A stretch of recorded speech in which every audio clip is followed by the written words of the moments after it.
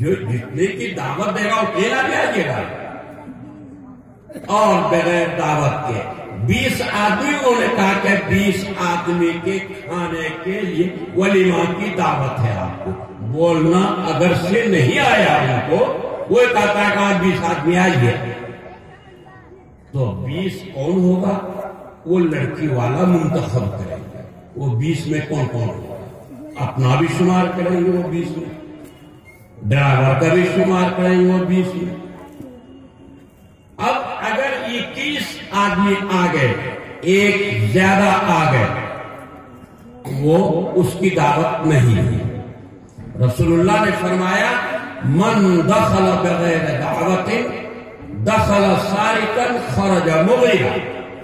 جو آدمی بغیر دعوت کے گیا اور تو گیا تو چور بن کر، اور کھایا پیا نکلا ڈاکو بن کر. رسول اللہ بھی یہ فرما رہے ہیں. اور آپ کہہ رہے ہیں کہ ہم 100 آدمی آویں گے ولیمہ میں، اور آتے ہیں آپ 150 آدمی. تو کیا آپ اپنے داماد کو، اپنے داماد کے باپ کو ذلیل نہیں کیا، رسوا نہیں کیا؟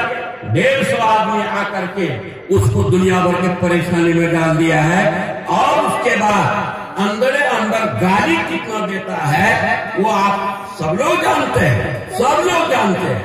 آپ کے ساتھ ہوگا تو آپ بھی گالی بولیں گے، آپ کسی کے ساتھ کریں گے تو آپ کو بھی گالی دے گا. یہ تو چل رہا ہے، سب لوگ جان رہے ہیں کہ یہ ظلمن ناجائز طریقے سے ان کے کھانا ہوا ہے. یہ رسول اللہ کی پیروی ہے، رسول اللہ کی پیروی ہے، یہ اطاعت ہے دین کی نہیں ہے. رسول اللہ کو 5 آدمی کی دعوت دیا کسی نے، اور وہ زمانہ قحط کا زمانہ تھا، غربت کا زمانہ تھا، لوگ کہتے وقت تک نہیں کھاتے تھے. تو رسول اللہ 5 آدمی سے جا رہے تھے. جن کے پاس جا رہے تھے وہ ذرا خوشحال آدمی تھے، وہ صحابی.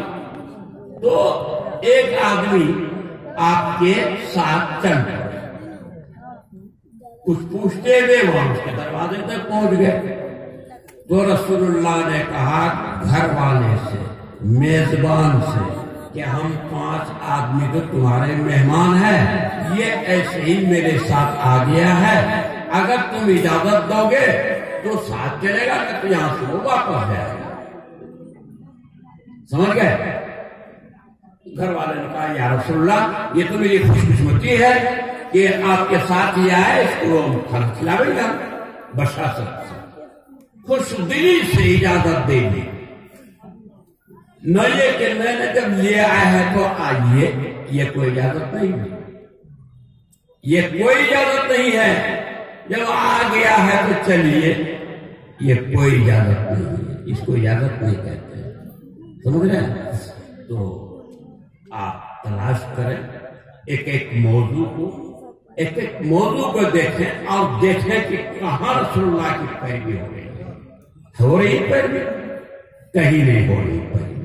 کسی معاملے میں پیروی نہیں ہو رہی ہے، اور جو کچھ بھی ہو رہا ہے یہ ایک ڈھانچہ ہے جس کی کوئی قیمت اللہ کے یہاں نہیں.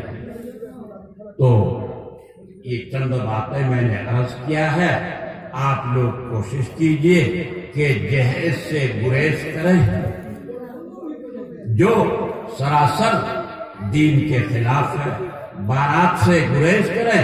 4 5 6 آدمی جائیے، عصر کے وقت میں عصر کی نماز پڑھیے اور طے کر لیجئے، اور عصر کی نماز میں ہی عقد ہو جائے گی. مغرب کے بعد آپ لوگ رخصتی دیں گے، ہم لوگ آ جائیں. 4 5 آدمی 6 آدمی بہت کافی. اور ان کو کہہ دیجیے کہ کھانے کا نظم نہیں کرنا ہے. عصر کی نماز ہو کے بعد عصر میں عقد ہو جائے اور آپ چائے پلا دیجیے، چائے پی کر کے آ جائیں.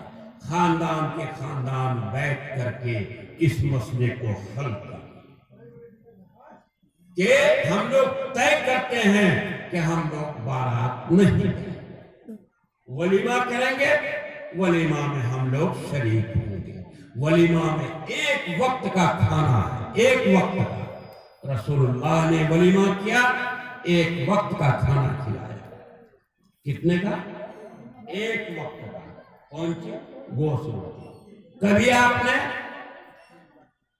کبھی تو گوشت روٹی کھلایا، کبھی آپ نے پنیر اور ستو کھلایا ہے ولیمہ میں، تو طے کر لیجیے کہ بارات نہیں جانا ہے۔ ہم لوگ ذمہ دار 5 آدمی جائیں گے، عقد کر کے لائیں گے، اور اس کے بعد جو ہے پھر ولیمہ یہ تو یہ طے کر لیجیے۔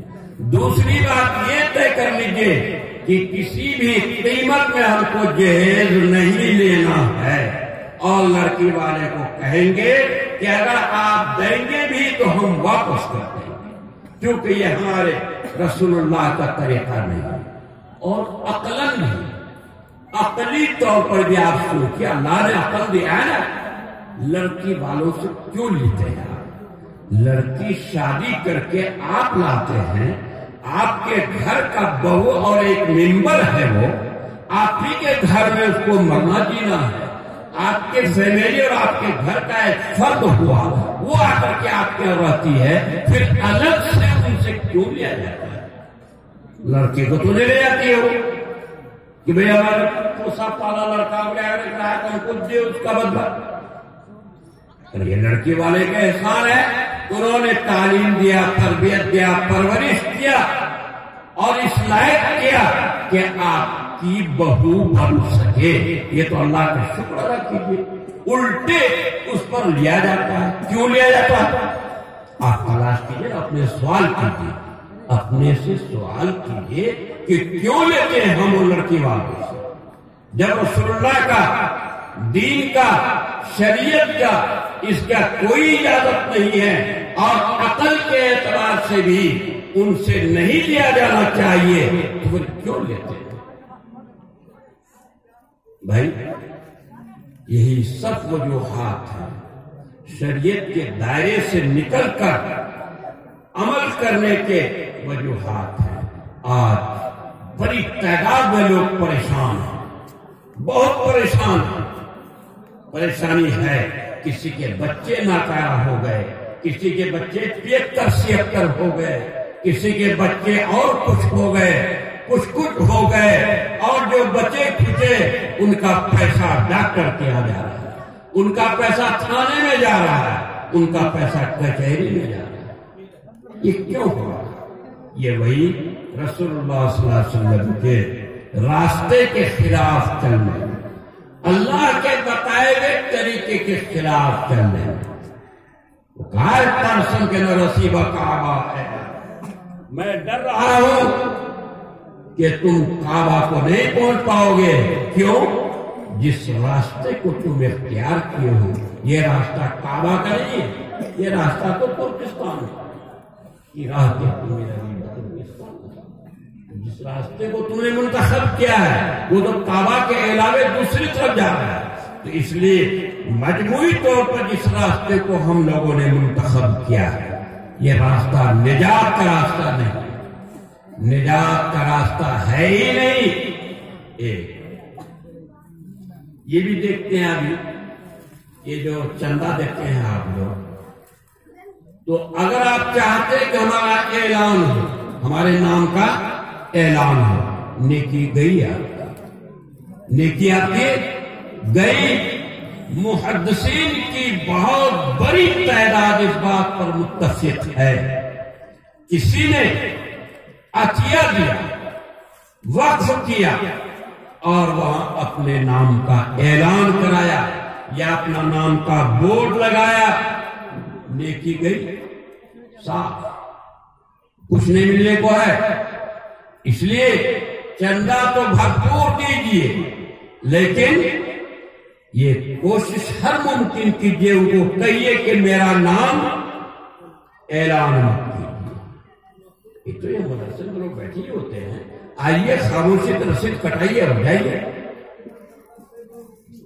تو کوئی چیز ہم کو نہیں سمجھ میں آ رہی ہے مجھے کہ وہ نجات کے لیے ہمارا سامان ہو سکے، یہ ہم کو نہیں سمجھ میں آ رہا۔ ہو سکتا ہے کہ ہم کم سمجھ ہو، ہمارا فہم کم ہو، کمزور ہو، یہ ہو سکتا ہے، لیکن مجھے نہیں سمجھ میں آ رہا ہے کہ نجات کا کسی راستہ، کوئی بھی راستہ ہمارا محفوظ ہو، یہ نہیں سمجھ میں آ رہا ہے۔ اس لیے اگر نجات چاہتے ہیں،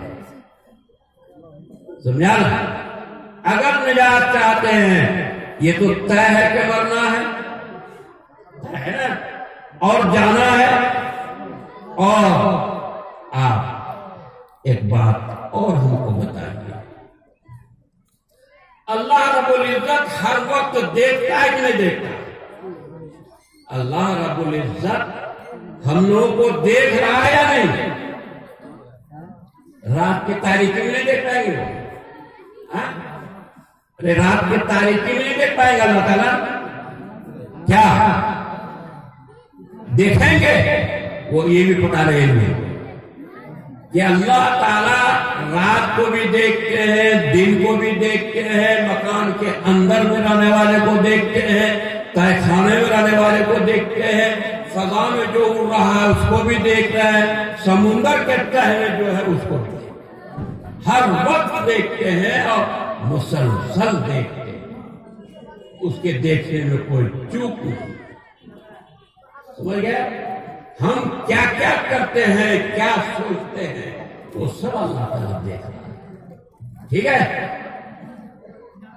تو تمام تر گناہ